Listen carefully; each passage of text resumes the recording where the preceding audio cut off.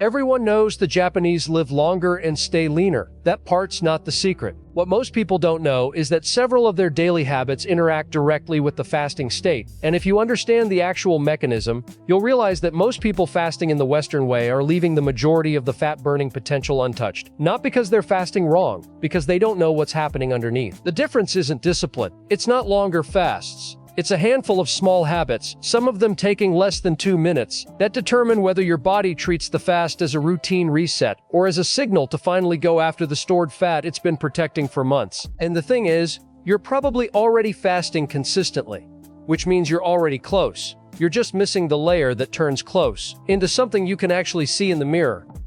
The first habit has a name most people can't pronounce. Hara Hachi Bu. It translates to eat until you're 80% full. And I know what you're thinking, portion control, heard it next.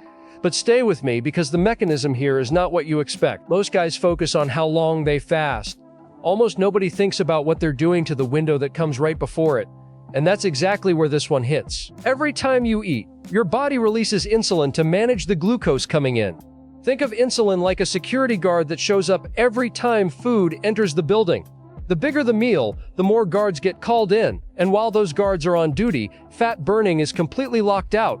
Doesn't matter how clean your fast was, the guards don't leave until the job is done. When you stop at 80%, you call in fewer guards. They wrap up faster, and your body gets back to burning fat sooner and stays there longer before the next meal. Eating to 100% feels satisfying, but it extends that security shift by an extra hour or two that you're not getting back. Multiply that by every meal every day, and you start to see why two people running the same 16-8 protocol get completely different results. Sound familiar? The uncomfortable truth is that the signal of full is always delayed, about 20 minutes behind what your stomach is actually registering. Stopping at 80% means stopping before your body even tells you you're done, which sounds impossible at first until you understand why most people can't feel that line at all. And that brings us directly to the second habit, because without it, Harahachi-bu doesn't actually work. The average person in the West eats a full meal in 8 to 12 minutes. In Japan, a meal is an event, not a task. And before you write this off as a mindfulness cliché, here's what's actually happening biologically. Remember that 20-minute delay? If you're eating fast, you've already blown past 80% by the time your brain gets the signal. The stomach is waving a flag, and the brain is still stuck in traffic. Here's the thing most people get wrong. They think the problem is willpower. It's not. It's timing. You can't feel a signal that hasn't arrived yet. Eating slowly isn't about manners. It's about giving your hormonal system time to catch up with your fork. When you slow down, you stop closer to where your body actually needed to stop, not where the habit of feeling stuff trained you to stop. There's also a piece nobody talks about: chewing. Thorough chewing breaks food down mechanically before it hits your stomach. Think of it like pre-processing the work order before it reaches the factory floor. The factory runs faster, finishes sooner, and your body transitions into the fasted state more cleanly. The practical version is simple. Put the fork down between bites. Chew until the food has no texture left. It feels weird for the first few days. Then it becomes automatic, and you'll notice almost immediately that you feel full on noticeably less food. Now, the first two habits are about what happens during the meal. The next one is about when the meal happens. And this is the one I see the most people getting completely backwards. This one has more science behind it than almost anything else in the fasting world. And it's probably the habit furthest from what most people in the West are actually doing. Japan has a deep cultural pattern of eating the last meal of the day early, typically between 6 and 7 p.m. In the US and Brazil, across most of the West, dinner at 9 or 10 p.m. is completely normal. That gap isn't just a cultural quirk. It's a metabolic gap that determines how productive your fasting hours actually are. Here's where it gets really interesting. And this part genuinely surprised me when I first came across it. Your body has a circadian clock. Every organ runs on a 24-hour rhythm synced to light and darkness. And your metabolic response to food changes dramatically based on what time you eat it. The same meal, same calories, same macros, eaten at 6 p.m. versus 9 p.m. produces a different insulin response. Eaten late, your cells are less responsive to insulin. Your body manages glucose less efficiently. More of it gets stored as fat. The clearance takes longer. And then there's cortisol. Eating late spikes cortisol at exactly the moment your body is trying to bring it down for sleep. High nighttime cortisol doesn't just wreck your sleep quality, it directly blocks the release of growth hormone, which is one of the main fat-burning signals your body produces during the fasting window overnight. You're fasting 16 hours and losing a big chunk of the benefit because dinner was at 9 p.m. Same fast, weaker result. Ever feel like you're doing everything right and still stuck? This might be why. Eating earlier doesn't mean eating less.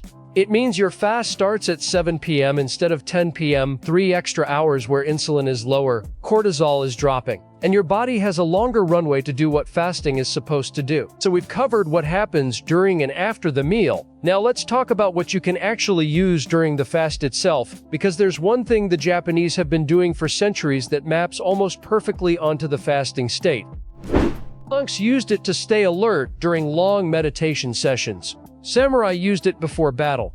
And the average Japanese person today drinks multiple cups a day, often on an empty stomach in the morning. Turns out that's exactly the right time. Most people treat the fasting window like empty space, just hours to get through. The Japanese have been filling that window with something that actively works with it for centuries, and the mechanism is cleaner than you'd expect. Matcha contains 2 compounds that work together in a way nothing else replicates. The first is EGCG. Think of it as a volume knob for fat oxidation. Your body is already burning fat during the fast. EGCG turns the knob up. Research suggests it can boost fat oxidation by 10 to 17% during periods of low insulin. Not dramatic on its own, but layered on top of everything else we're building here, it compounds. The second is L-theanine. And this one is underrated. L-theanine reduces cortisol without making you drowsy. You know that slightly anxious, wired feeling some people get when they fast in the morning? That's cortisol running high. L-theanine keeps that response in check, calm focus, not sedation. And here's the key part, matcha doesn't break your fast. No meaningful calories. No insulin response. It's one of the rare things you can consume during the fasting window that actively amplifies what your body is already doing, instead of just staying out of the way, that covers the fast itself. But now let's talk about the 30 minutes right after you eat, because there's a window most people waste completely, and it's quietly eating into their fat-burning hours every single day.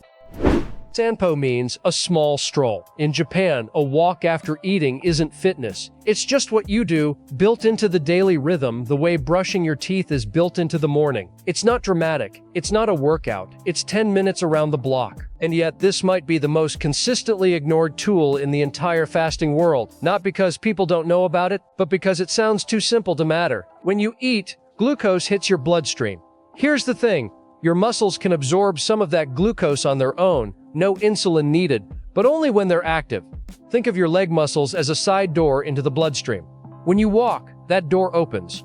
Glucose walks right in without needing the insulin bouncer to let it through. The result? Lower post-meal glucose peak, less insulin released, faster return to baseline, and a cleaner entry into the fasting window when it starts. One well-known study found that a 10 to 15-minute walk after eating reduced the blood glucose spike by up to 30% compared to sitting. That's not a supplement. That's not a protocol. That's walking around the block. For fasting, this matters because the quality of your eating window determines the quality of your fasting window. A meal that causes a massive glucose spike creates a long insulin tail that eats into your fat-burning hours. A meal followed by a sanpo is metabolically contained. It clears faster, and your fast starts cleaner. Before we get to the last one, I've got a full Japanese fasting protocol in the pinned comment below. It maps out exactly how to stack these habits into a daily routine without overhauling your entire life. Go grab it. And if you're not subscribed yet, do it now. We go this deep on every single video, and the next one picks up right where this one leaves off. Alright, now we get to habit 6.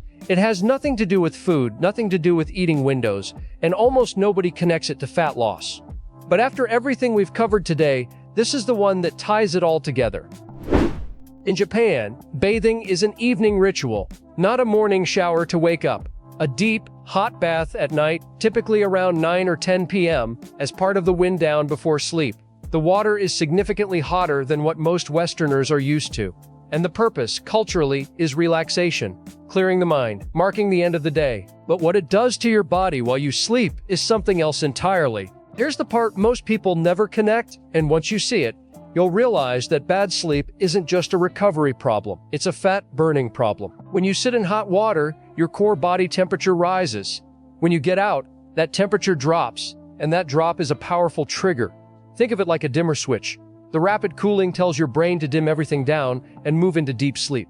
It accelerates that transition faster than almost any other pre-sleep habit. Now here's why this matters for fasting. The majority of growth hormone your body produces is released during deep, slow-wave sleep in the first half of the night. Growth hormone is the signal that tells your fat cells to release stored energy during the fasting window. It's the mechanism that makes overnight fasting genuinely different from just skipping a meal. Poor sleep compresses deep sleep.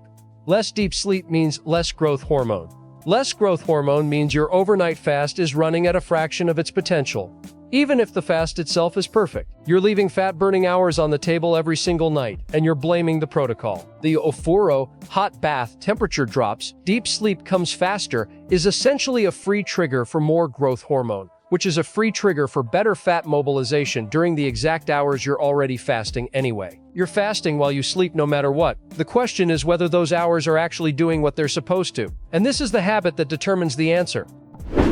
Look, step back for a second and look at what these 6 habits are actually doing together. Harahachi-bu keeps insulin lower. Eating slowly makes that possible. Early dinner gives your fast a head start.